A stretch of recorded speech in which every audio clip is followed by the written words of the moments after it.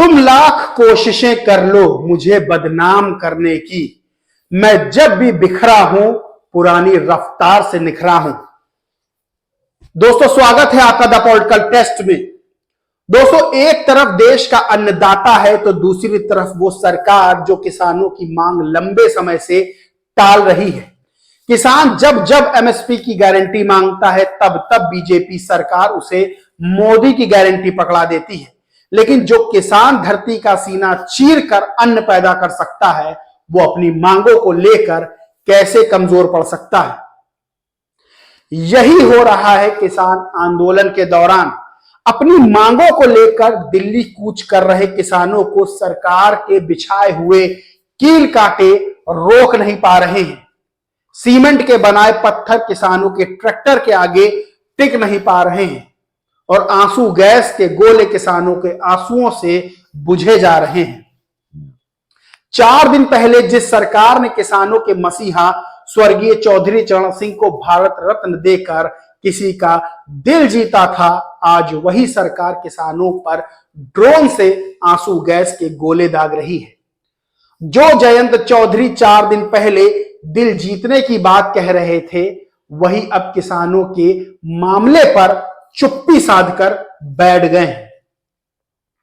लेकिन राकेश टिकैत ने हुंकार भर दी है और सीधे सरकार को चेतावनी दे दी है कि अभी तक हम आंदोलन में शामिल नहीं हुए हैं, लेकिन किसान भाइयों पर किसी भी तरह की दिक्कत पैदा की गई तो ना तो वो किसान भाई हमसे दूर हैं और ना ही दिल्ली ज्यादा दूर है। सीधे तौर पर राकेश टिकैत ने चेतावनी दी है।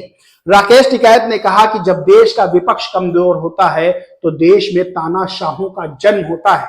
सब राजनीतिक पार्टियां एक हैं, सत्ता वाले भी और विपक्ष वाले भी। ये अपनी सरकार बचाएं जब देश का राजा ही ये कह रहा है कि हम 400 सीटें जीतेंगे तो फिर देश में चुनाव की जरूरत ही कहां रह गई। आप इसी चुनाव का नवीकरण कर लीजिए, आप क्यों देश को पागल बना रहे हैं। वहीं राकेश टिकैत ने मोदी सरकार को सीधे चेताते हुए कहा कि देश में बड़ी पूंजीवादी कंपनियां हैं, उन्होंने एक राजनीतिक पार्टी बना ली है और इस देश पर कब्जा कर लिया है, ऐसे में दिक्कतें आएंगी ही। अगर किसानों के साथ कोई अन्याय हुआ, सरकार ने उनके लिए कोई दिक्कत पैदा की, तो ना वो किसान हमसे ज्यादा दूर है और ना ही दिल्ली हमसे ज्यादा दूर है। यानी राकेश टिकैत ने सीधे तौर पर सरकार को खुली चेतावनी दे दी है। यानी राकेश टिकैत अब सीधे तौर पर यह कह रहे हैं कि मोदी सरकार अपनी हद में रहे। वहीं जो ताजा हालात बन रहे हैं उसे देखकर लग रहा है कि किसान अपनी मांगों को लेकर पीछे हटने वाले नहीं हैं और जिस तरह से किसानों पर कार्रवाई कर रही है सरकार, उस तरह से लगता यह है कि जल्द ही राकेश टिकैत किसानों के आंदोलन में शामिल हो सकते हैं। दोस्तों, वहीं किसान आंदोलन के बीच अब राहुल गांधी ने भी एक बड़ा ऐलान कर दिया है। आज का सबसे बड़ा ऐलान राहुल गांधी ने किया है कि किसान भाइयों, राहुल गांधी ने लिखा कि किसान भाइयों, आज ऐतिहासिक दिन है।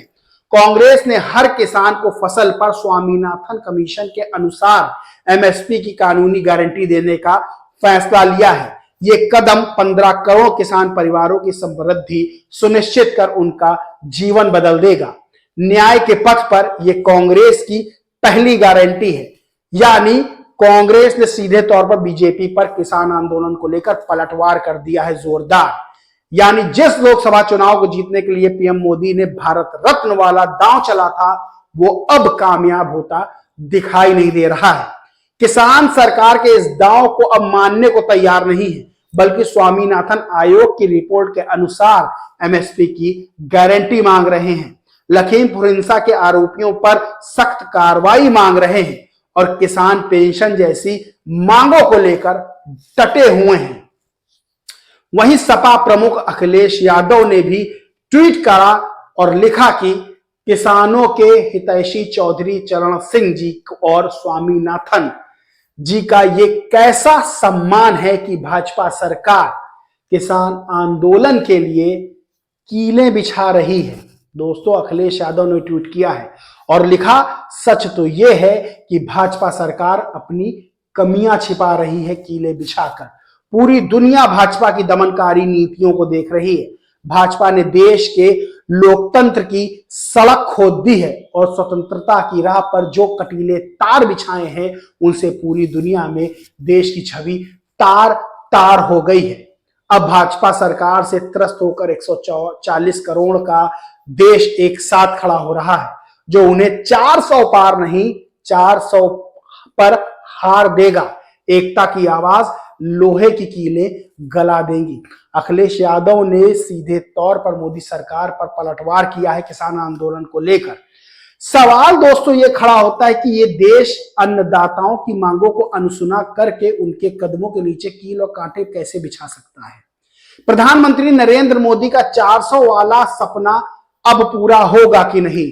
सवाल यह खड़ा होता है कि लोग जो दिल जीतने की बात कह रहे थे उनका दिल अब कहां गया, जब किसानों पर आंसू गैस के गोले दागे जा रहे हैं, जब उनके लिए कील कांटे बिछाए गए हैं, जब आंसू गैस का धुआं किसानों की आंखों में आंसू ला रहा है। सवाल यह भी उठता है कि यही सरकार उद्योगपतियों का हजारों करोड़ का कर्जा माफ कर सकती है, तो फिर किसानों का कर्जा माफ करने में उसे दिक्कत क्या है। दोस्तों इस पूरे मामले पर आपका क्या कहना है, क्या मानना है, कमेंट करके जरूर बताएं। वीडियो अच्छा लगा हो तो लाइक करें, खूब शेयर करें। दोस्तों चैनल को सब्सक्राइब करें और बेल आइकन जरूर दबाएं। जय हिंद, जय भारत।